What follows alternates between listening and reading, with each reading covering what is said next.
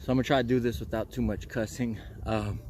Me and Suede are out on a walk today, and I always tell people, like, always control your dogs. Be careful, like, where you're at. Always pay attention to your surroundings.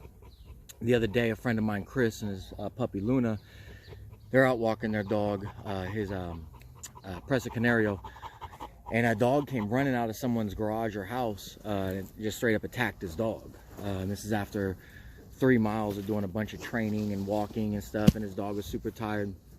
So his dog ended up having to go to the vet, and thankfully the people paid the $700-800 vet bill. With that said, though, what it doesn't fix is the mentality of the dog. Sometimes it takes one negative experience to make your dog do, like,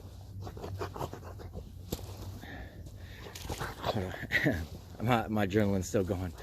It could take one negative experience to make your dog defensive, or it could take 10 negative experiences. All dogs are different, but this is all avoidable. So today, me and Suede are walking, and I always pay attention to what's around me, in front of me, to the sides of me. I don't just like zone in and walk. Like, I'm always paying attention whether I'm walking a dog or not walking a dog. With that said, as we're walking, there's a garage door that just opened up, and here comes this black and white dog come flying out of the garage straight to me and Suede. We're across the street at a park, and I see him coming. So I wait. I used to teach bite preventions for PG&E back when they had meter readers, and the biggest thing is stand your ground, get big, be loud, and no. Suede probably thinks his name is No. Like, as much as I'm always like, Suede, no, Suede, no, Suede, no. A lot of people screaming at their dogs, especially when they got puppies and stuff. And so we'll compare it to, like, think of it like a PTSD, like just snaps the dog back to the past. So if a dog's ever running at you, this ain't gonna work 100% of the time, but this will work 9 out of 10 times. Get between your dog and that dog, get big, step forward, no, stop the dog in its tracks, don't back up, don't turn around and start walking when the dog stops coming to you, because as soon as you turn your back, the dog's gonna be like, oh, I'm gonna go now. No, take a little small step forward. Come on, Suede. To top it off, there's an 8-year-old son, and so the 8-year-old comes running after the dog. Very thankful for that, but he's like kind of just like jogging slow and stuff, and he's 8 years old, so I ain't blaming him for nothing. But the mom is like, hurry up, telling her son to hurry up. Why didn't the mom come running out? Why did the mom leave it up to an 8-year-old to come out? This could have been so bad. My dog Suede has never been in a dog fight. I'm opposed to having 2 males living with each other. I try not to do it. I've done it in the past. Bad things happen. But I'm not trying to have my dog and my other male start getting into fights, because... Nice dog. Hey, thank you. Because he starts getting defensive around other dogs. And this can happen. So many times I go to people's houses where they got 5-6-year-old dogs that have been together their whole lives. The people usually don't know what caused it, but it's usually something that caused it, where all of a sudden the dogs aren't getting along no more. One of the dogs is attacking the other dog.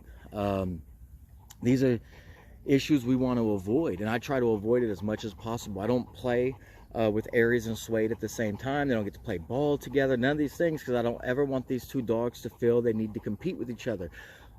Suede, I can see he's starting to have a dominant personality, and there's nothing wrong with that. He's a strong dog. Same with Aries. Aries is a very dominant dog. When I say dominant, I'm not talking about like he dominates me, but he's a dominant dog. The last thing I want is for these 2 dogs to think they need to compete over something and to start fighting over it, because neither one is going to want to back down. Suede would probably be the one to back down first, only because of how young he is, but that's only just going to last a few more months before he starts mentally maturing. Be very careful when you're walking your dogs. Whatever you have to do, I see people, they walk with sticks, stuff like that. I don't personally do that. People already think that I look mean and stuff. Last thing I need to do is be walking around with a stick. But whatever you have to do to keep your dog safe, that's all that matters. If a dog does come in, I was thinking about it, and I've had to do this before, and I'm not doing this to be mean, but if a dog does come in and you can get a hold of that dog before it gets to your dog, Get a hold of that dog. If you're strong enough and you're near a fence, throw the dog over a fence. Like, get it into someone's backyard, whatever. Keep your dog safe. That's the main priority. Keep your dog safe. Try not to hurt the other dog, but you have to separate it. You can't just get a hold of the other dog, because you still have to control your dog as well. My thing is, the dog comes, as soon as I know I can reach and get a hold of that dog as he's coming in, I'm gonna let go of my dog. I'm gonna grab that dog by the collar as fast as I can, and I'm gonna try to get him to his fences, get him to a fence or something where it puts a barrier between my dog and that dog. I hope this video helps you. I'm trying to do this without cussing. I don't even know if I've cussed at all in this video. I'm trying to do this without cursing. My heart rate's really high right now. I'm having an adrenaline dump. Anyways, hope you guys have a great day. Get out and do something with your dogs.